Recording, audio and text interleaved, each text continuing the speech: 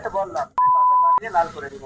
আপনি যাকে নিয়ে চিন্তা করতেছেন বা আমিও চিন্তা করতেছি, মিঠুনরাও ছিল স্যার। যে স্যার এখন দেখা যাচ্ছে এ, এইরকম যদি চলতে থাকে তাহলে তো আপনি যেভাবে বা আমি যেভাবে আছি একটু সমস্যা স্যার। এখন এখানে কি করা যায়? আমি গতকালকে পাতা বাড়িয়ে এটা সুদাই করে শেষ করে দিব, আন্দোলনে আসুন। তো সেটাই তো বললাম যে পাতা বাড়িয়ে লাল করে দিব।